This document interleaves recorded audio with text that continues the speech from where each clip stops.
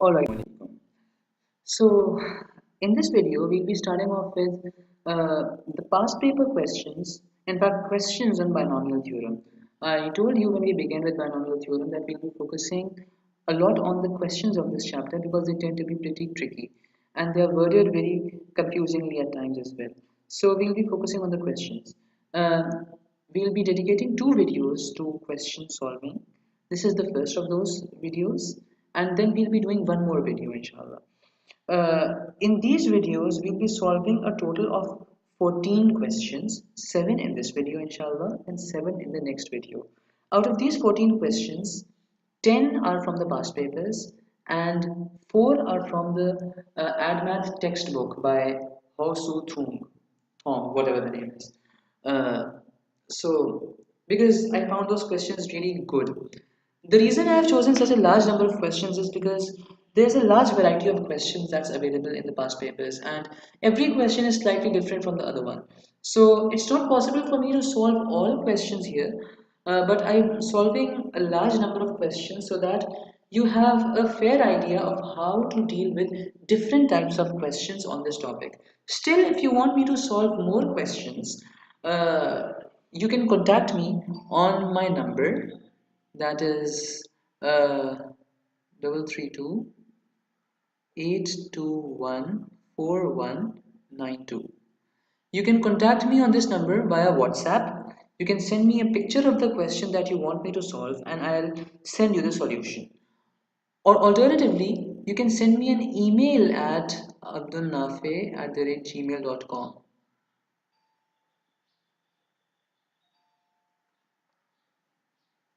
So these are the two ways you can contact me if you want me to solve any more questions as well. Right, sorry for the interruption. Now let's move on with the first question that we have. And this question is from May June 2010, variant 11, question number 2.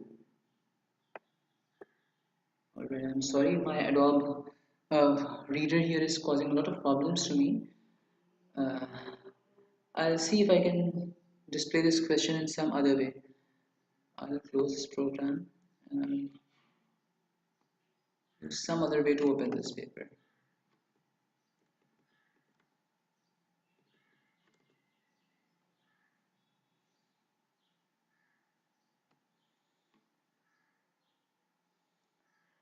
Right, so I'm sorry I'm forced to use this method here, but as long as we can see the question, it's okay.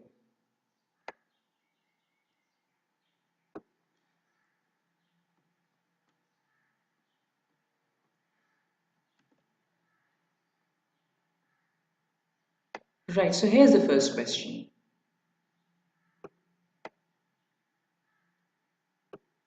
Now the first part of this question is pretty easy and it's a very routine kind of question. They have given you a binomial and they have given it a power of 6 and they have asked for the first 3 terms of that you get if you expand this binomial. Now before we start off, I'll just quickly review something that we studied in the last video.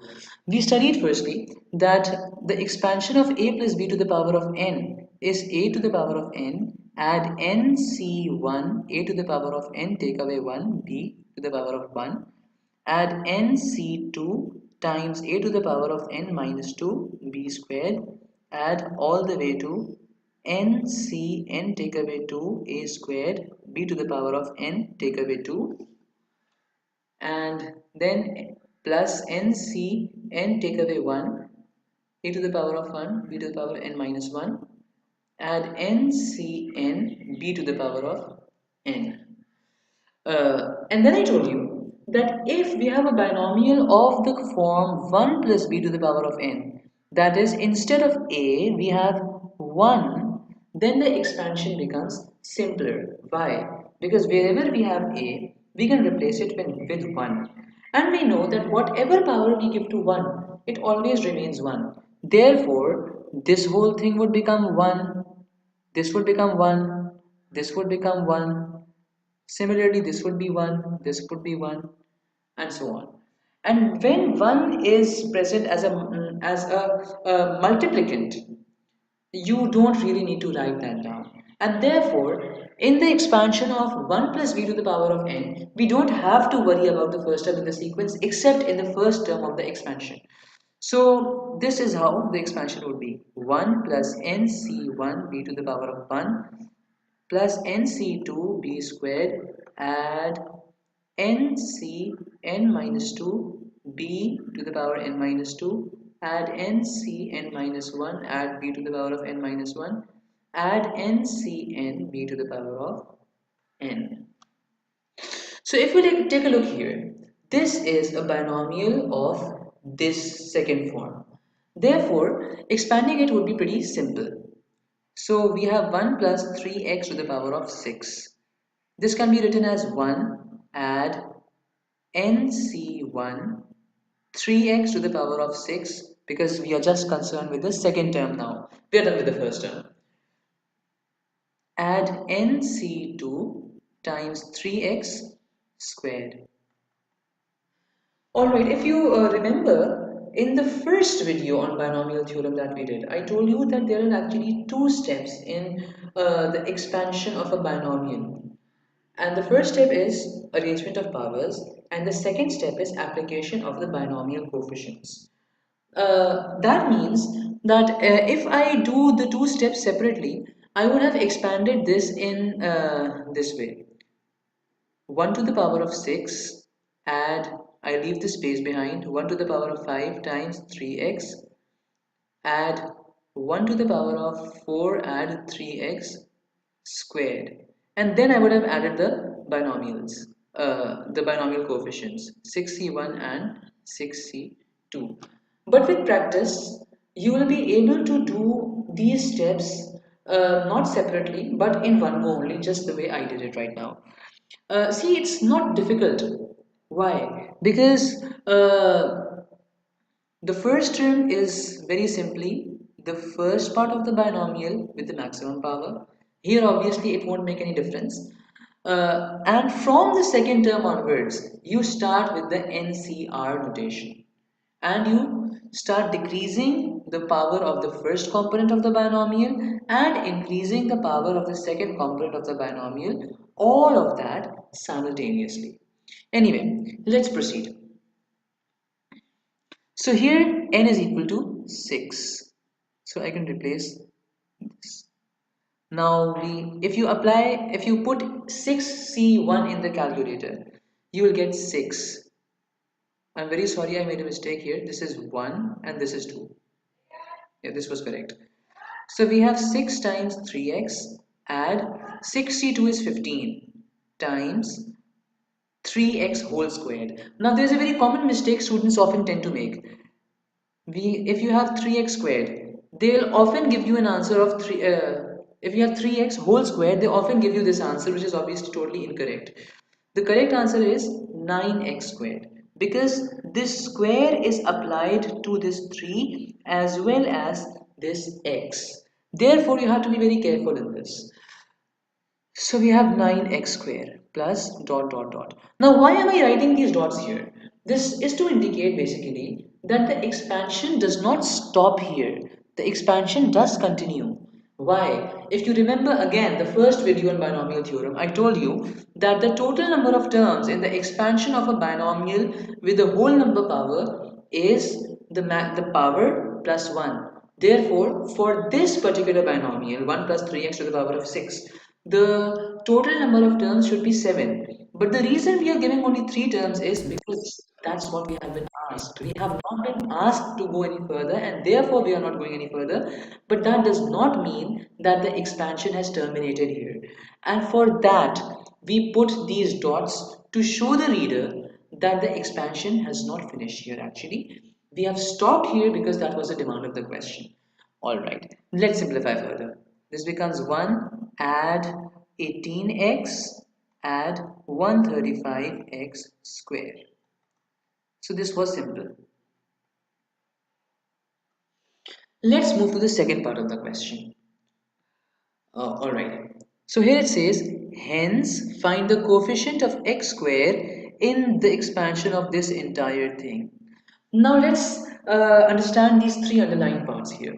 The first thing that the question says is hence. It means that we have to make use of the previous part. The answer that we obtained in the previous part is going to be used here, and it will help us in achieving the answer to this part. The second thing, we want the coefficient of x square only, no other term. And the third thing obviously is the expression that we have. So now I'll write the expression down and we'll see how we can do it. So the expression is 1 plus 3x to the power of 6 times 1 take away 3x take away 5x square. So first thing, what to do with the hence that was given in the beginning. Now if you take a look here, we were asked to expand this in the first part. So the answer that we obtained, this is the answer that we obtained. I'll just pick this answer up and instead of 1 plus 3x to the power of 6, I'll write that answer down here. So this becomes 1 plus 18x plus 135x square add or dot dot plus 1 minus 3x minus 5x whole square. Now what do we need to find out? We want to find out the coefficient of x square when both these brackets are multiplied together. Now here is something that you need to understand. See, the reason why I'm making these videos is that I want you to be able to work smartly and strategize effectively. One way, which is a very clumsy way of going about this question, is to multiply the whole of the two brackets together and then pick the term out that gives us x square and write down the coefficient of that term. If someone chooses to use that method, what will he do is he'll multiply every term of one bracket by every term of the second bracket. So he'll do something like this, followed by this process being repeated with 18x,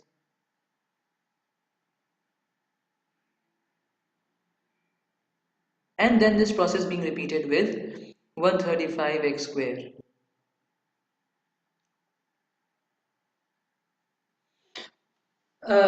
This expansion using this method is going to give us a lot of terms, and obviously not all the terms will contain x square.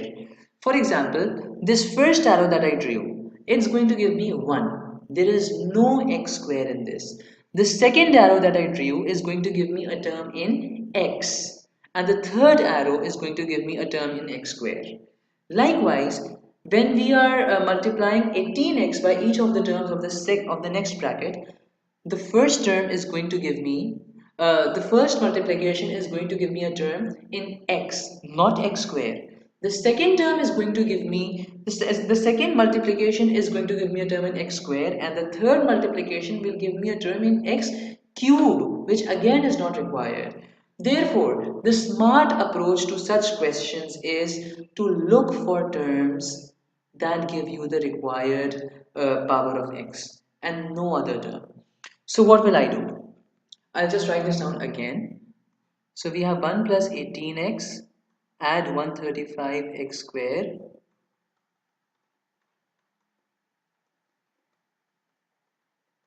Right. So now what I'll do is I'll just take a look at these brackets and see which of the terms when multiplied together is going to give me x square. And we can see that if I multiply 1 by negative 5x square, I'm going to get a term in x square. The second thing, if I multiply 18x by negative 3x, I am going to get a term in x square. And finally, if I multiply 135x square by 1, I am going to get a term in x square. I don't need to carry any more multiplications now. So what do we get? From this first arrow, I get negative 5x square. Alright, this is not how we will proceed with the working. You can draw these arrows if you want, the way I have done it, because it really helps you visualize stuff and avoid any irrelevancy. But after that, you'll write down this terms giving x square on multiplication are 1 times negative 5x square, add 18x times negative 3x, add 135x square times 1. I hope this is clear. If you have any problems with this, leave a comment below and I'll see how I can help you out. Or again, you can send me a voice note on my WhatsApp number and I'll respond to you. Right.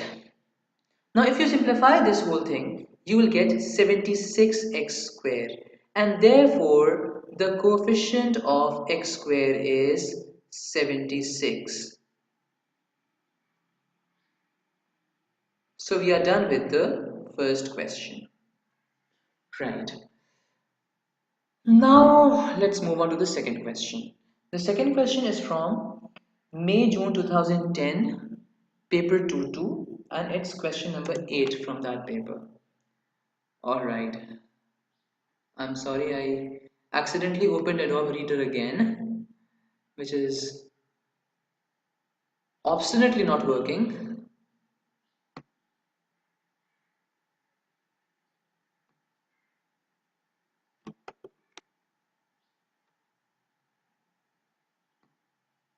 Right.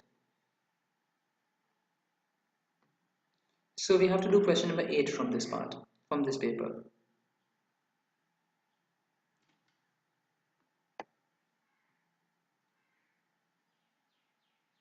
Right, here we have the question. Let's snip it off.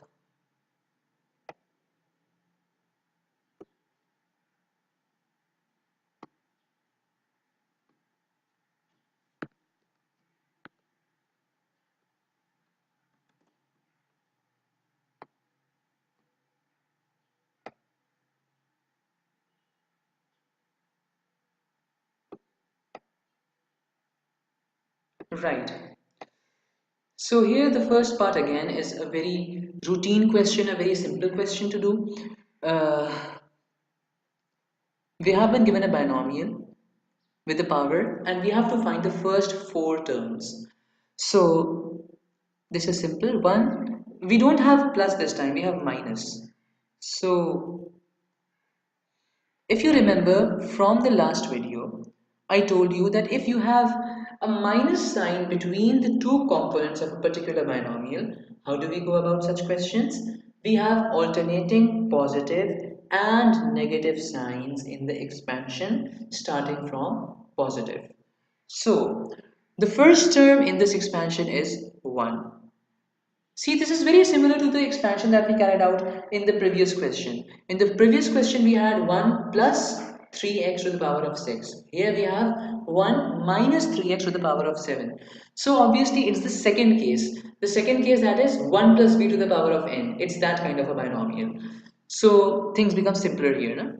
Now we have the first positive term because there's a negative sign in between. The second term would be having a negative sign minus 7c1 times 3x to the power of 1. The third term again would be positive 7c2 3x whole squared. Take away 7c3 times 3x whole cubed. Add dot dot dot because the expansion doesn't actually finish off here. Right. So now 7c1 is equal to 7. 1 minus 7c1 is 7 times 3x. Add 7c2 is equal to 21 times 9x square. Remember this square is applied to the entire bracket. And then 7c3 is equal to 35. So we have minus 35 times 3 cubed is 27 times 27x cubed. Right, so let's simplify.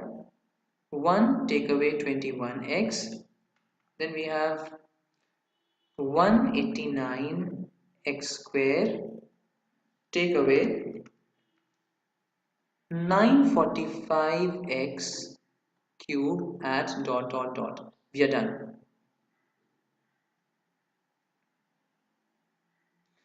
The second part, we now have to find the coefficient of x cube in this entire expansion. Again, we have done a similar question previously. So let's apply the principles that we learned in the previous question in this question as well. So we have to find the coefficient of x cube in 5 add 2x times 1 minus 3x to the power of 7. So the first thing that I can do is that I can replace 1 minus 3x to the power of 7 with this answer. Even though they haven't said hence here, but I can make out from the question that I've already attempted that this is what should be done here. So the first thing is this 1 minus 21x add 189x square minus 945x cubed. Now since we are interested in the coefficient of x cube only, so we should be taking a look at the terms that give us only x cube on multiplication, and we won't open the remainder of the bracket at all. So if you skim this part, if you take a look at these two brackets, you can see that we can get x cube when 5 is multiplied by negative 945x cube. Then you can get x cube when you multiply 2x by 189x square, and that's all. That's all. There's nothing more that will give you x cube. So what we'll do is we'll multiply only these two arrows, but before that we'll tell the examiner what we are doing. So I'll write down here terms that give x cube on multiplication or expansion. In the previous part we wrote expansion, multiplication, but here we are writing expansion so that you know that there's an alternate word that can be used here as well. So these are 5 times negative 5 times negative 945, that is negative 4725x cube times 2 into 189, which is 378x cube. Right, now let's add them together and we get negative 4347x cube, and therefore the coefficient of x cube is negative 4347. So we are done with this part as well. The third part now. Find the term which is independent of x in this expansion. We want to find the term independent of x. So now there are a few things to be understood in this part. The first thing that we have is what exactly does independent of x mean? So it's simple. Independent means that it doesn't have x at all. So we are interested in a term in this expansion that won't have an x in it. So now when you don't have an x, it means that the power of x is 0. So we want a term that will have the power of x as 0. Only then it can be independent of x, because there won't be any x in that term, and hence it's independent of x. So our term is x square add 2 upon x to the power of 9.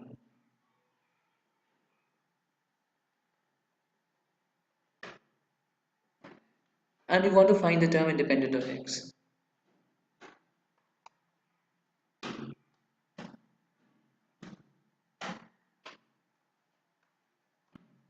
Now again, there are two ways to go about this question. One way is to expand the entire thing and see which term doesn't have an x, and that would be the term independent of x. The other method makes use of the general term formula. And I hope you remember the general term formula from the previous video. The general term formula is TR plus 1 is equal to NCR a to the power of n minus r times b to the power of r. I think I did this here. Yeah. Right, so let's evaluate this general term formula once again. I'll quickly review this. If you take a look at any term in a general binomial expansion, you will see that n is the power applied to the entire binomial, and this is r, right? R is actually the power of the second component of the binomial, and therefore whatever is R will be the power of the second component of the binomial. Now what about the power of the first component of the binomial? That is n minus R. You can see we have n here, we have 2 here, we have n minus 2 here. And therefore this is n minus 2. And what's up with tr plus 1? See, this is the first term, this is the second term, this is the third term. This is the third term, but r is 2. That means r is always 1 less than the term number. If you take a look at this from another perspective, that is from the perspective of t, then the term number is always 1 more than r, and therefore the general term formula is tr plus 1 is equal to ncr a to the power of n minus r and b to the power of r. So here we have our general term formula. Now, for this particular expansion, the general term formula would be, I'll write this down, for this expansion, the general term formula is 9CR times, in place of A, I can write x square. So x square to the power of 9 minus r times 2 upon x to the power of r. Now what I'm going to do is I'm going to simplify this part of the general term formula. 9cr times x to the power of 18 take away 2r times 2 to the power of r upon x to the power of r. Now what I'll do is I'll put all the terms containing x in one place and the other terms separately. So we have 9cr times 2 to the power of r times x to the power of 18 minus 2r upon x to the power of r. So this gives us, alright, I can use the rules of indices here. We have the same base which is we have the same bases which are being divided, and therefore the powers will be subtracted. So we have 9cr times 2 to the power of r times x to the power of 18 minus 2r minus r, that is minus 3r. Right, so far so good. This term that we have obtained here is still a general term for this particular expansion. For this expansion that we are carrying out, this is a very general term for that. It's not specific. Why? Because we don't know r. Now, the term that we want to find out is a term independent of x. That means that the power of x in that term is 0. Therefore, if somehow I can make this power 0, I'll get the term independent of x. So what happens is, I can say that for the term independent of x,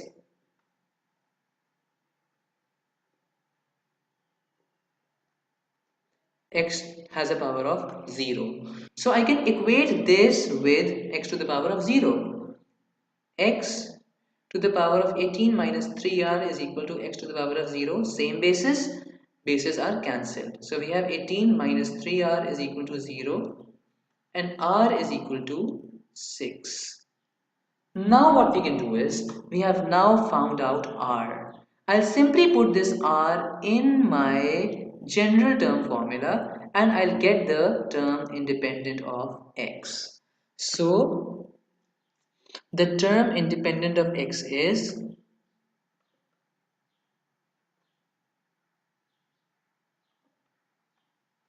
9c 6 times 2 to the power of 6.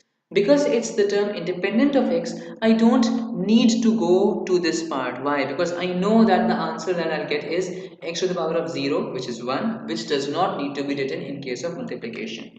So we have 9c6 times 64, which gives us 5376. Now a quick recap of what I did. In the questions where you are asked about the term independent of x, the first thing that you do is you will make the general term formula for that expression, for that expansion. Make the general term formula for the expansion,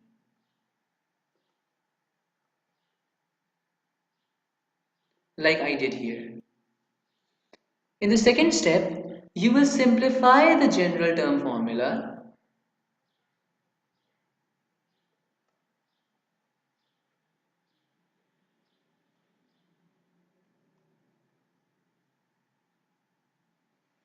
How will you simplify it? By keeping the terms containing x together and the other terms together. Simplify the general term formula by keeping all terms containing x, keeping all terms containing x together.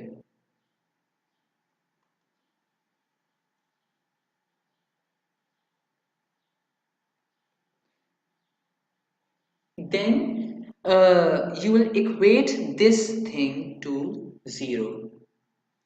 That's when you have been asked for the term independent of x.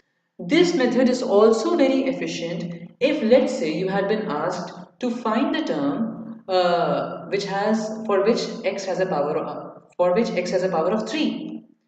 Then what you would do is you would make the general term formula, you would carry the first two steps together, but then you would equate the power to 3 instead of 0, right? Uh, then what we'll do is equate the x containing term of the general term formula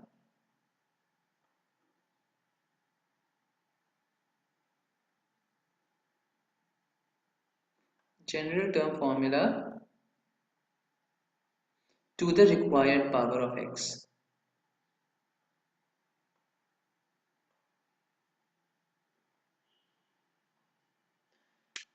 Business is not done here. We have a fourth step.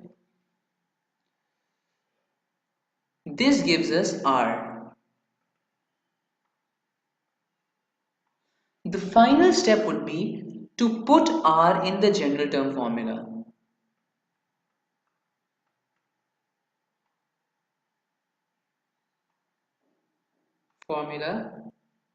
and evaluate. Now let's give you to give you an example. Let's say that the question said that find the term for which you have x cube in the expansion that we just carried out. So what I do is that instead of x to the power of 0, I would equate x times x to the power of 18 minus 3r to x cube, right? In that case, what I would get is, uh, here we go.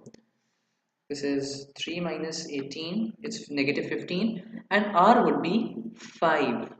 Now what I do is I put r is equal to 5 in the general term formula and I would get my term. But obviously we would have 5 here and not 0. So I hope this is clear. If you have any confusions, again you can contact me either via YouTube or via email or via WhatsApp. Let's move on to the third question now. The third question is from May-June 2011, paper 1-2.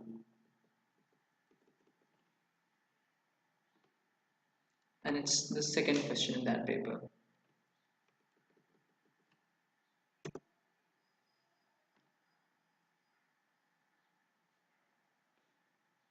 So, yeah.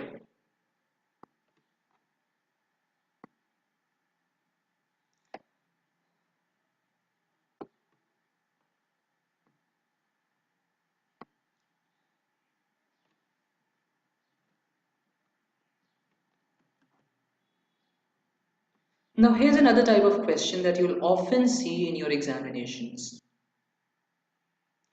What they do is that they'll keep things ambiguous and then they'll ask you to find out something.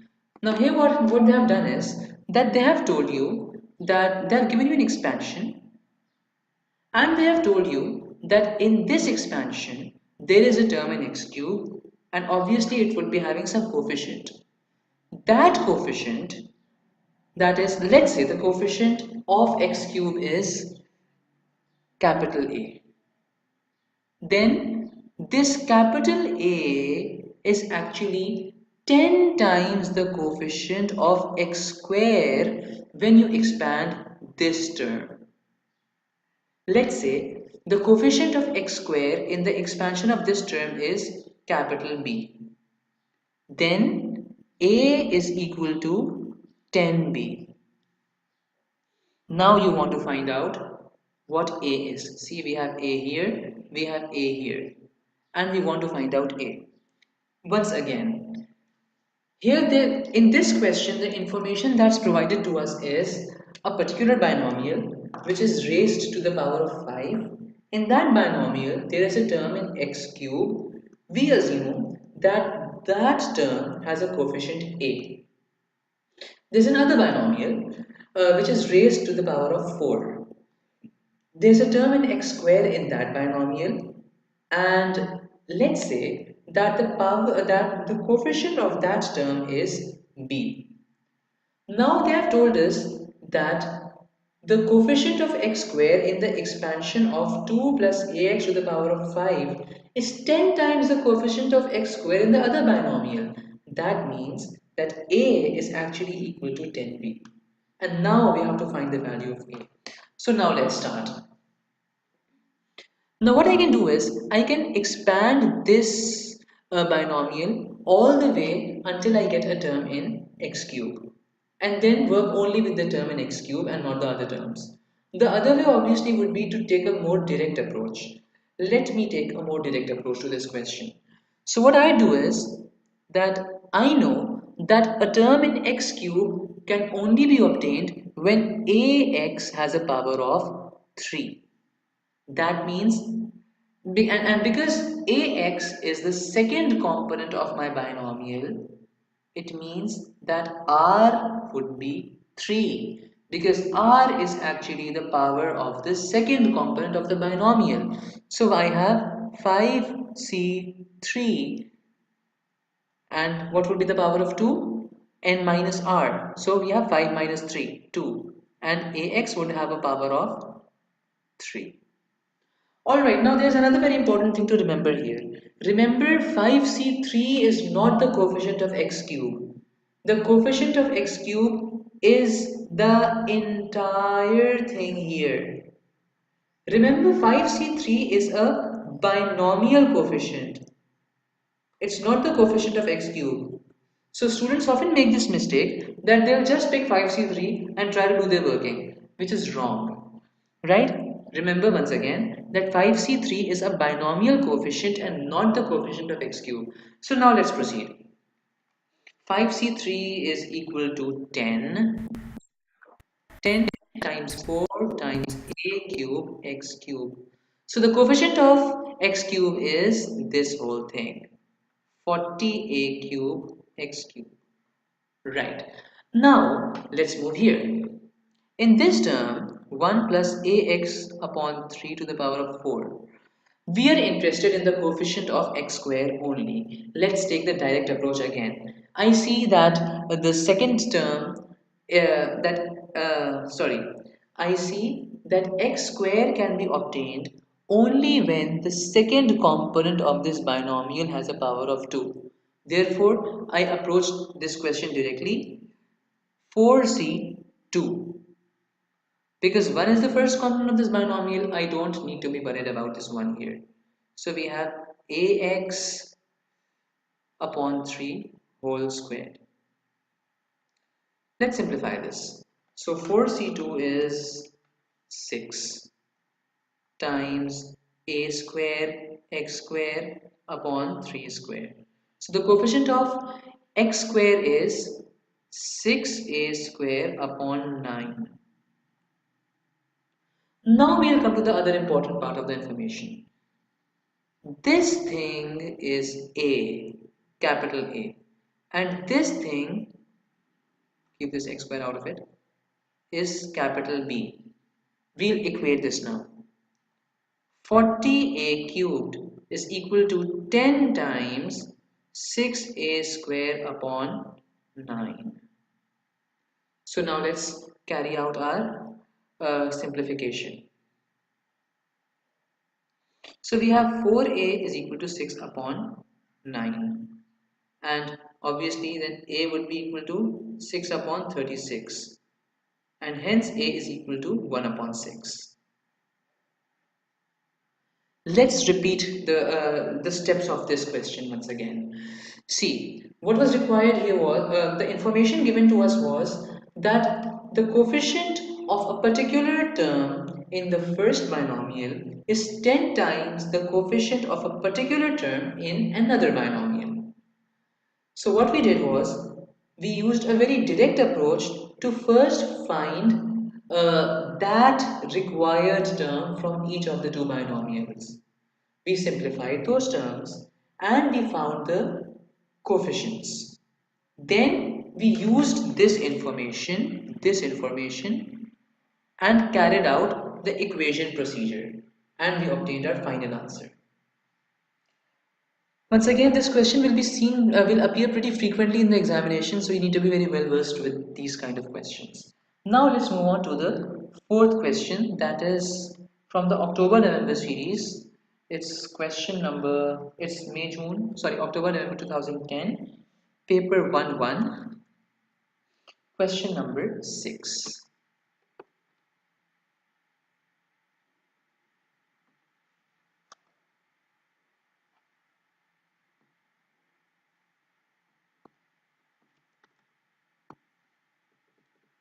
Right, here we go.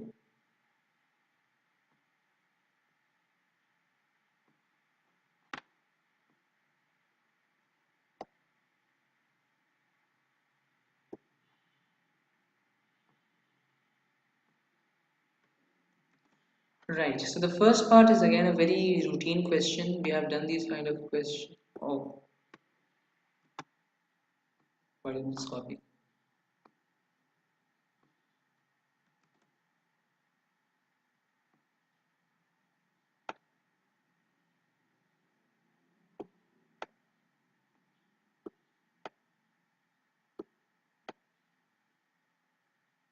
So the first question is a very simple question, no rocket science involved. So I'll just go with this question very directly.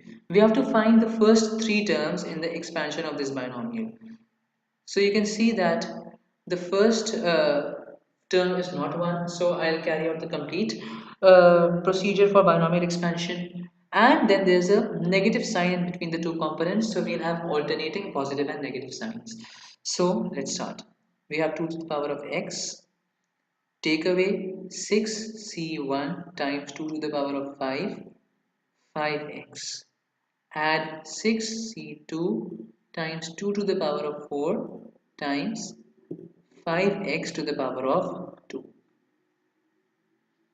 Now let's simplify. This is 64, 6c1 is 6 times 32 times 5x. Add 6c2 is equal to 15 times 16 times 25x square. Right, so 6 times 32 times 5 is equal to 960. And 15 times 16 times 25 is equal to 6000. So we are done with this part. Moving to the second part now.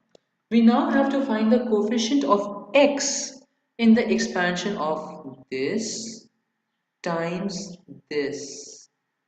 Now there's a catch here, and the catch is this whole 10 lying here. So now what should we do? Should we expand this entire thing, or should we limit ourselves to a particular stage? The answer is the latter. See, because we are interested in the term in the coefficient of only x, I should expand this binomial only till the term in x, no further than that. So how will I expand this? How far will I expand this? 1 plus x squared to the power of x upon 2 to the power of 10. I'll expand it only to the first two terms. That is 1 plus 10c1 upon times x plus 2. Why didn't I go any further? The reason is that in the third term of this sequence, of this expansion, I would have x cubed. In the fourth term, I would have x to the power of 4. And that obviously is not the requirement because we need to find the coefficient of x only. So we should stop expanding at x alone and not any further than that. And that's why I stopped at this step. So we have 1 plus 10c1 is 10 and 10 upon 2 is 5. 1 plus 5x plus dot dot dot. I'm going no further. Now let's carry out the multiplication procedure. So we have 2 minus 5x to the power of 6 times 1 plus x upon 2 to the power of 10. So in the first step of this question, you will show this expansion, right? And now you will do the replacement. 64 minus 960x plus 6000 x square times 1 plus 5x plus dot dot dot. Now again, we'll just multiply the relevant terms and no irrelevance. What we'll see is that which terms give us x square on multiplication, and that is number 1 here and number 2 here. Nothing else gives us x square on x on multiplication, because if I involve this term, this already has an x square here, so obviously on multiplication we'll be getting bigger terms than this, so that's obviously not the requirement. So now what happens is 64 times 5x minus 960x times 1. So 64 times 5 is 320. So we have 320x minus 960x, and that is negative 640x. So the coefficient of x is negative 640.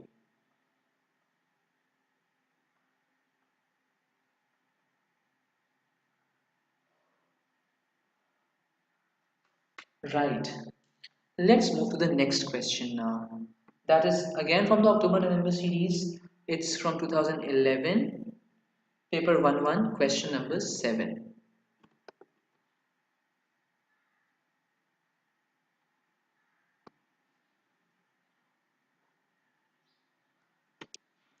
Right, question number 7.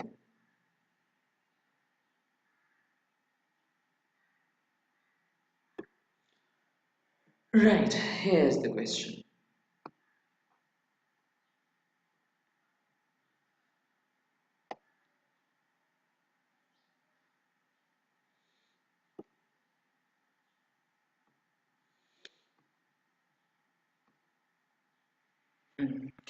Now the first part of this question is tricky, and for that I want you to recall the method of working with factorials that I taught you in the first video. If you do not remember it, pause the video here, go to the first video again and watch that. Watch how to work with factorials because you will need that for this question.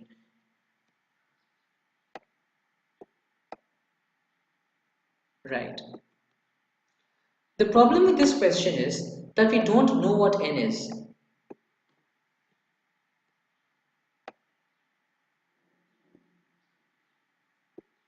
So what to do? What we know is that the coefficient of x square is 3 upon 5. So what to do now? Now the term in x square can be obtained only when this thing has a power of 2. So I know that r has a power of 2, but I don't know what n is. That means that for the coefficient of x square, alright, not the coefficient, the term in x square is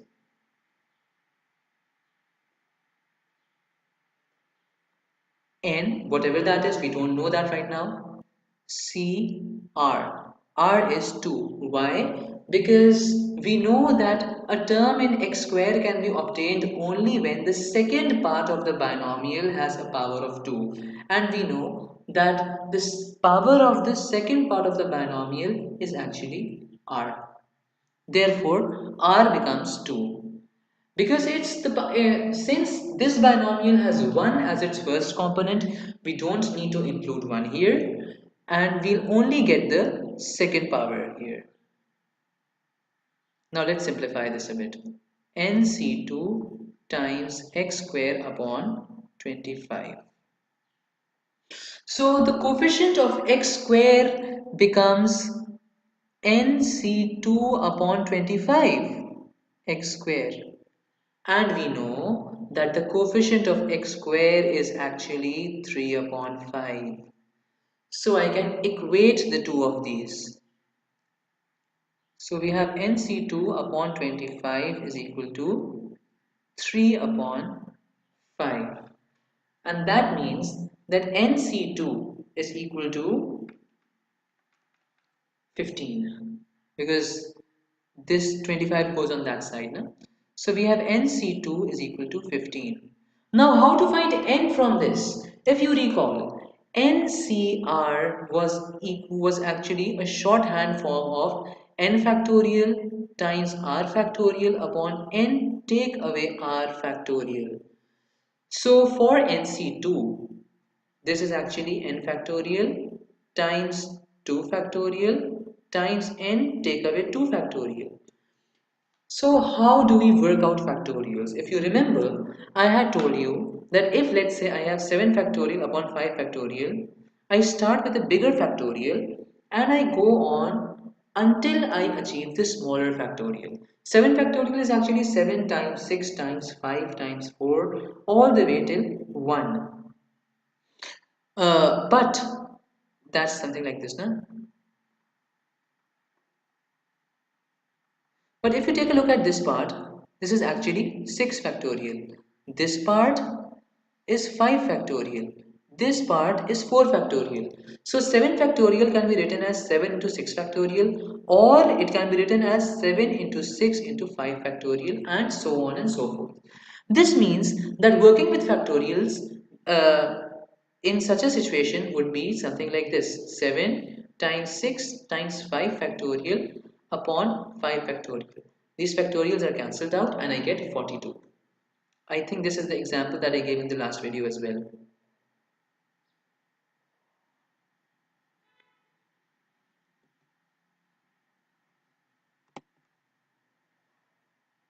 Right. So now, in from this example, we saw that we start from the bigger factorial until we reach the smaller factorial. So I'll start with n factorial, which is obviously bigger than n minus 2 factorial. So I have n factorial is actually n times n minus 1 times n minus 2 whole factorial upon 2 factorial times n minus 2 factorial. This is cancelled out, and 2 factorial is equal to 2. Therefore, I now have n times n minus 1 upon 2 is equal to 15. I'll now get a quadratic equation, which is n square minus n minus 30 is equal to 0. And when you solve this quadratic equation, you will get two solutions. First is n is equal to negative 5 and 6. Now remember, you need to write both the solutions and then you will tell that I reject this solution. Why is the solution rejected? because n is a positive integer. So the final answer is n is equal to 6. Now let's recall once again how we did this question. See, for this question, for any question where n is unknown, we have to break down the NCR notation into n factorial upon r factorial times n minus r whole factorial. Then we use the information provided. In this question, the information provided was the coefficient of x square, and we see what is the relevant value of r that can help us give the term for which we have some information.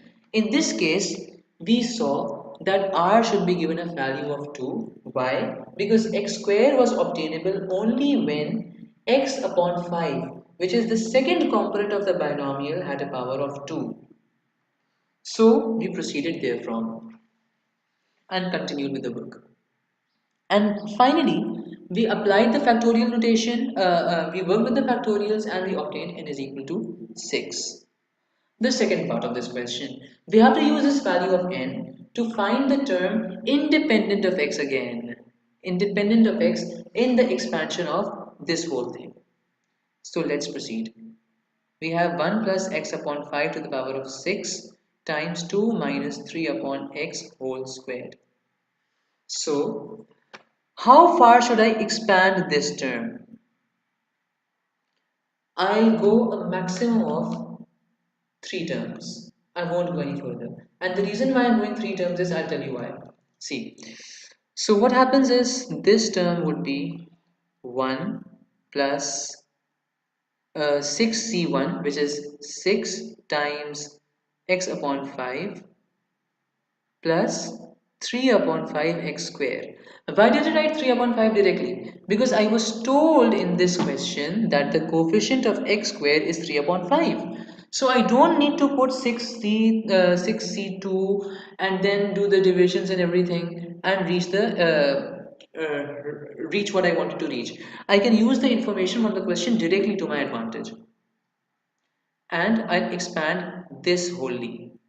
So we have 4 minus 2 times 2 upon 3 upon x, add 9 upon x square. So let's simplify. We have 1 plus 6x upon 5 plus 3 upon 5x square. And then we have 4 minus, this is 4 again, 12. 12 upon x plus 9 upon x square. Now again, we'll try to see the terms which give us terms independent. Alright, the expansion is not done here, so we'll have to put the dots. Right, so we'll now take a look at the terms which do not give us x on multiplication. Remember, in this question, we cannot use a general term formula. I'll repeat once again. The general term formula can be used to find the term independent of x in a lone binomial, not when two binomials are multiplied together, as is the case here. So now we have to use the method that we have been using lately, like these arrows method that we have been using now. Here. Something of this sort has to be done. So now let's take a look.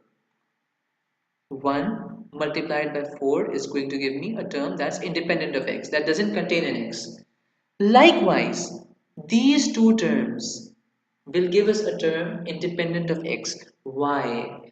Because in this term here we have x in the numerator, and in this term we have x in the denominator. So when both of these will be multiplied, the x's will be cancelled out and there won't be an x in the final term. And likewise is the case with these two terms. So let's proceed now. So we first tell terms independent of x are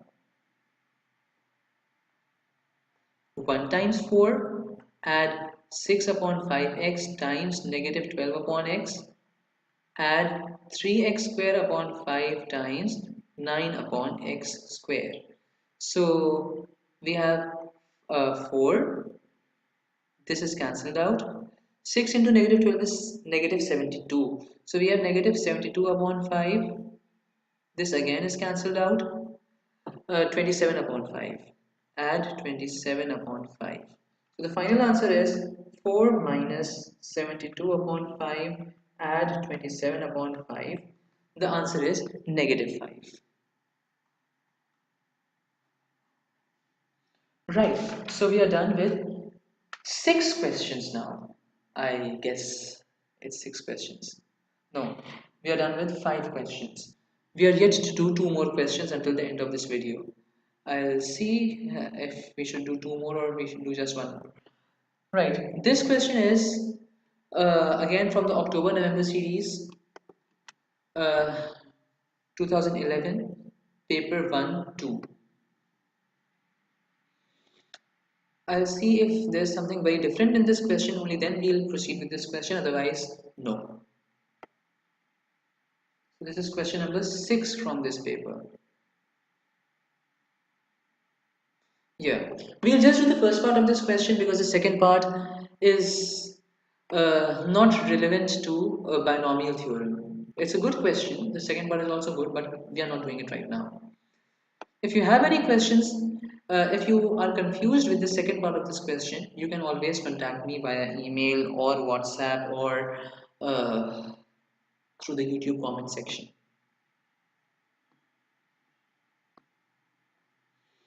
Right. So this is an interesting question because here a number of things is happening. And I'll show you a different approach to this question. Like I'll do this question vertically, not horizontally. All the expansions that we have done so far were horizontal. We'll also do this question horizontally, but we'll have a partial verticality in this question as well. Why isn't it moving? Alright, forget it. Let's do it here only. No problem at all. So now we have two terms, two binomials, 3 plus x to the power of 5 and 3 minus x to the power of 5. And what I need to do is I have to add both of these together. So the first thing is that the expansion of both of these binomials will be identical except for the fact that in the second binomial there will be alternating positive and negative terms. So let's start. For this first binomial, I'll write the expansion of the first binomial here at in the first row. So we have, alright, this is how I'll do this question.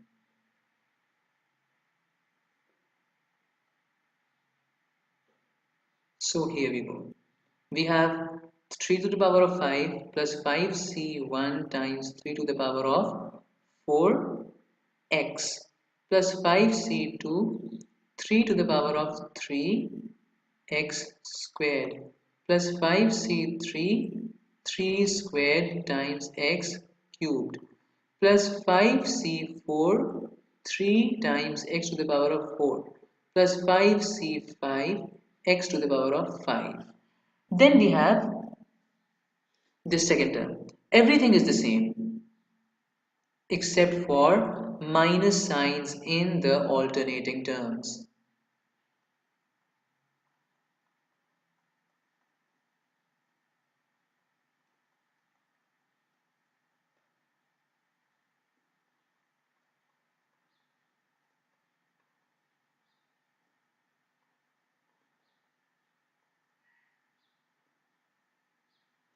Right.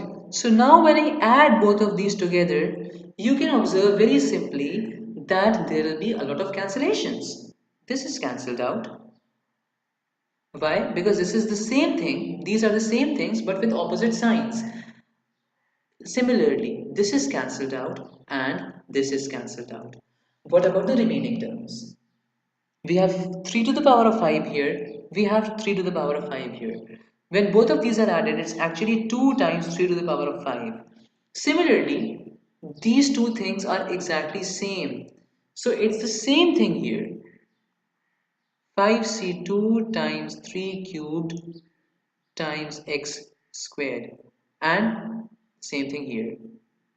We have 5c4 times 3 times x to the power of 4. So now what do we get? 3 to the power of 5 is actually equal to 243. This whole thing is equal to 5c2 times 3 cubed is equal to 270.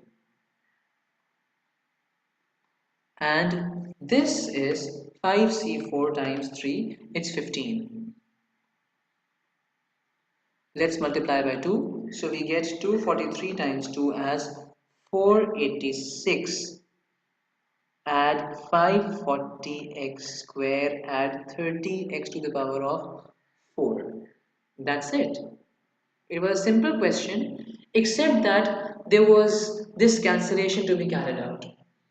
So you can leave your answer in this way, or alternatively, you can write, because see, this is given in this formula. So you can write A is equal to 486, B is equal to 540, and C is equal to 30. Both approaches are correct and perfectly acceptable. Let's move to the last question for this video. And that's October-November 2014, paper 1-3.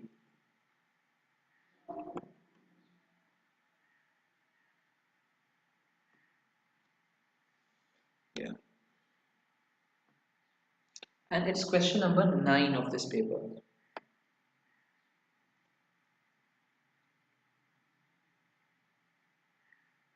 Right. So I won't do the second part of this question because we have done. Alright, I'll do it again as well. I'll do it again, no problem.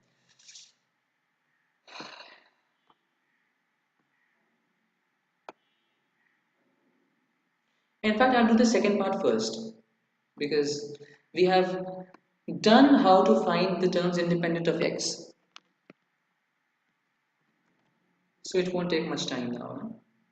Hopefully it won't. I don't have to explain it all over again. Right. So what we need to find is the term independent of x in this expansion. What we'll do is we start with the general term formula. So we write down for this expansion, the general term formula is 12cr times 2x to the power of 12 minus r and 1 upon 4x cubed to the power of r. Now we will simplify the general term formula in a way that we'll keep all the terms containing x together. So this becomes 12cr times 2 to the power 12 minus r times x to the power of 12 minus r times 1 upon 4 to the power of r times x to the power of negative 3r. Alright, I'll tell you what I did here. I broke this term into this, and this thing can be written as x to the power negative 3. So this whole thing actually became 1 upon 4 times x to the power negative 3 to the power of r. So this whole thing gets a power of r, this gets a power of r as well. So this is what happened here. Now I'll keep the terms containing x together.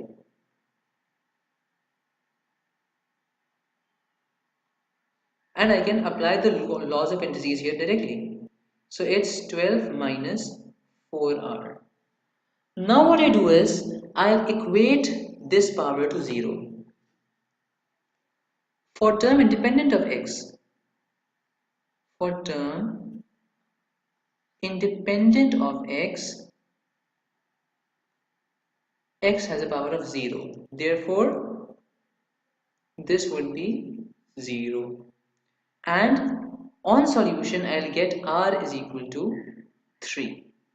So what I'll do is, I now have the value of r. I'll put this value of r in my general term formula and get my term. So we have 12c3 times 2 to the power of 12 minus 3 times 1 upon 4 to the power of 3, which is 12c3 times 2 to the power of 12 take away 3 times 1 upon 4 to the power of 3. The answer is 1760. Now let's come to the first part. So here we have a binomial where three things are unknown. The first thing is Q, the second thing is P, and the third thing is on the other side, which is R. So we have to find each of these three values. So let's begin. Now remember here we won't be using the splitting of NCR. Why? Let's see that. So if I have 5 minus qx to the power of p, the first term would obviously be 5 to the power of p. The second term would have a negative sign. It would be pc1 times 5 to the power of p take away 1, and qx would be having a power of 1. Add pc2 and then again 5 to the power of p minus 2 and qx to the power of 2. Add dot dot dot. Now let's compare. Let's compare this thing with this part of the expression. So this tells us that 5 to the power of p should be equal to 625. Why? Because this term contains x, this term contains x square. So obviously none of these terms can be equated with a constant term. 5 is a constant, a power applied to it also yields a constant, and therefore this is what we have. So we have 5 to the power of p is equal to 625. And how did we find this out? By comparison. So we'll tell the examiner how we found out.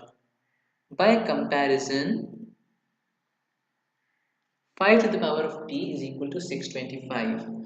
Now, if you can prime factorize 625, the EX series of Casio calculators has this option of prime factorization directly. So you can use that option or you can use logarithms. Uh, I'm using prime factorization here. So 5 to the power of p is equal to 625 is actually equal to 5 to the power of 4. So p is equal to 4. Now let's move to this second part here. So we have negative pc1 times 5 times p take away 1 times qx. This is the second term, and we can compare it with the second term of this expansion, that is negative 1500x. So the negative signs are cancelled out. We can put 4 in place of p. So this is what we get. We can also cancel out the x's. So we have 4c1 times 5 cubed, which is 125, and we get 500. So 500 q is equal to 1500. Hence q is equal to 3. Now I'll use the value of p and q to find r, because this term will be equated to r. So rx square is actually equal to pc2 times 5 to the power of p take away 2 times qx to the power of 2. So let's carry out the replacement. 4c2 times 5 to the power of 4 minus 2 times, in place of q I can write 3x whole squared. So 4c2 is equal to 6 times 25 times 9x square. So we have 6 times 25 times 9 as r. R is equal to 6 times 25 times 9. Why? Because r was actually the coefficient of x squared, and therefore the answer is 1350. R is equal to this. So we have found out all the three values that were asked of us. With that, we come to the end of this video. We'll come with 7 more questions in the next video. Keep practicing. If you find any problems, you can ask me via email or WhatsApp or from the YouTube comment section. Till then, Assalamu alaikum warahmatullahi wabarakatuh.